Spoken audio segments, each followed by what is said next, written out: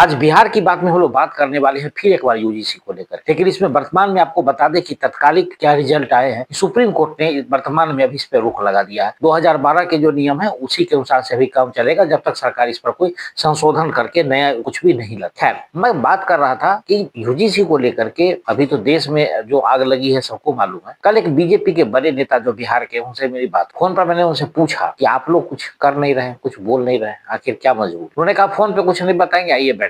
उनसे मुलाकात हुई और फिर जो बात हुई वो मैं आपको बताने जा रहा हूँ। ये मेरी अपनी राय नहीं, लेकिन फिर भी मिला जुला के कुछ तो अपनी आ ही जाती है, लेकिन वो भी जो ज्यादातर बातें उन्होंने बोली उसको मैं सामने रखना पड़ा।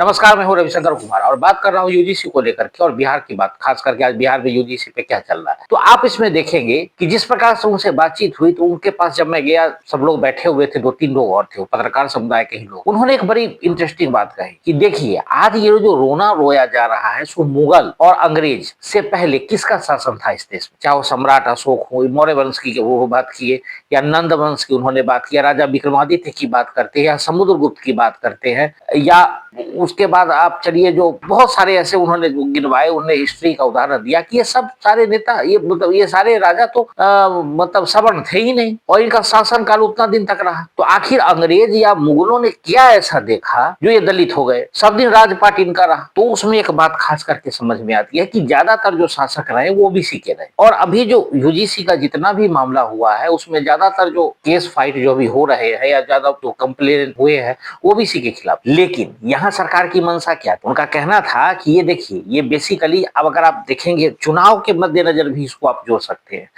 कि अगर बात करें आप, तो अभी बंगाल का चुनाव नजदीक है, यूपी से पहले 27 में उत्तर प्रदेश का चुनाव है, लेकिन बंगाल के चुनाव को कुर्बान करने के लिए भाजपा तैयार है। और भाजपा में खास करके गुजरात लोग, यानी कि मोदी और अमित शाह, क्योंकि लड़ाई यहाँ योगी से है और योगी से जो लड़ाई है वो लंबी लड़ाई चल रही है, क्योंकि यहाँ कद की बात हो गई, अहम की बात हो गई कि कोई नेता हमसे बड़ा कैसे हो सकता है, और योगी किसी की सुनते नहीं। तो उनको साइडलाइन करने के लिए, उत्तर प्रदेश में उनको हराने के लिए, या उनको किस प्रकार से डाउन किया जाए, इसकी पूरी तैयारी थी ये लड़ाई। इसमें सवर्ण उसके निशाने में, उस चक्रव्यूह में ओबीसी को डाल करके और सब हमको फंसाया गया, ये मुख्यतः लड़ाई है। और दूसरी बात की दिग्विजय सिंह चाहते थे कि किसी प्रकार देश जले, कमेटी के अध्यक्ष थे दिग्विजय सिंह, तो वो चाहते थे कि किसी प्रकार से देश में कुछ ऐसा हो। और बीजेपी का जो स्त्री हुआ है, एक पक्षी है फ्लाइगन या कुछ उसका नाम है, ध्यान नहीं आ रहा, कि वो क्या करती है कि वो सब हजारों की संख्या में ऊंचाई पर जाती है और खाई में कूद लगा दी। वही हाल बीजेपी का हुआ है। अब सवर्ण इस पे भरोसा करने वाले नहीं। अब तक जो बंधुआ मजदूर थे या अंधभक्त थे, इन तमाम चीजों का दौर खत्म हुआ। और आप देखेंगे कि जिस प्रकार से बीपी सिंह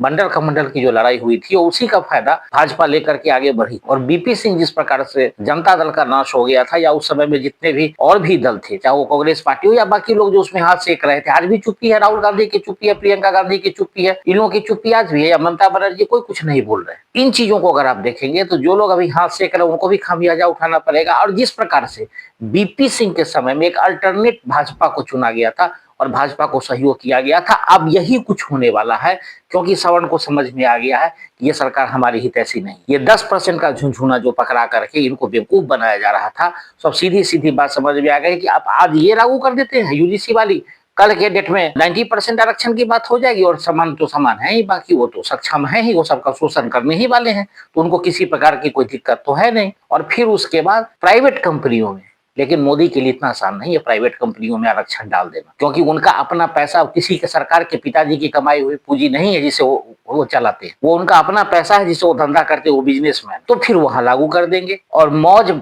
से पूरे मतलब शासन प्रक्रिया जो है चलती रहेगी और सब कुछ होता रहेगा। इन बातों को अगर पूरा रूपरेखा देखें, मतलब मूलतः जो बातें हमारी हुई, वहां पर जो 4-5 लोग थे उनके बीच में जो बात हुई, तो आप समझिए कि कितनी मतलब जो है आपस में ही मतलब द्वंद है। भाजपा के ही लोग हैं, सवर्ण नेता जो है वो, और अच्छे कद के नेता है, उनका ये मानना है कि बीजेपी अब पूरी तरह से ढलान पर जाने वाली, क्योंकि इसको ऐसा लगने लगा कि हम जो चाहेंगे वो कर ले। लेकिन इनको कई बिल पर मुंह की खानी पड़ी। सुप्रीम कोर्ट ने रोक लगा दिया यूजीसी वाले पर। इससे पहले किसान आंदोलन में यू टर्न मार लिए थे, मोदी जी देश से माफी मांग लिया। माफी मांगने में तो बहादुर है, जब देखा कि नहीं चली तो हाथ जोड़ लिए, चल गई तो बहुत अच्छी बात है, दोनों हाथ में लड्डू है, चल गई तब भी बाबा, नहीं चली तब भी बाबा। तो कुछ मिला जुला करके यूजीसी में यही होने वाला है। आप देखिएगा, तो संशोधन होगा, उसमें कमिटी में सवर्ण को डाल दिया जाएगा। और जो इसमें खास करके एक बात चल रही है कि पनिशमेंट को लेकर के, अगर कोई गलत शिकायत हुई तो इस पर भी मामला कुछ न कुछ वो करके और फिर इस बिल को ले आएंगे, फिर मिला जुला करके यही कहानी हो जाएगी। लेकिन इसमें खोया क्या भाजपा ने और पाया पाया क्या? खोया बहुत कुछ, पाया कुछ नहीं, क्योंकि यूपी के जो उन्होंने निशाना बनाया था तो यूपी के लोग समझ रहे हैं कि बाबा के लिए यानी योगी को घेरने की पूरी तैयारी थी। और बंगाल इसीलिए कुर्बान चक करना चाहते थे, उनको बीजेपी भाजपा को अच्छी तरह मालूम है कि ममता बनर्जी की सरकार बनाने वाले वहाँ जो लोग हैं वो सवर्ण हैं, ज्यादातर संभ्रांत लोग ही जो उनकी सरकार बनाते हैं। तो दुविधा में दोनों हो गए, माया मिले न राम, यही होने वाली है भाजपा की। बाकी इन खबरों को लेकर के हम आपको अवगत कराते रहेंगे और यूजीसी के अलावा बिहार की जो भी खबरें होंगे उस पर आपसे हम चर्चा करते रहेंगे। तब तक के लिए नमस्कार।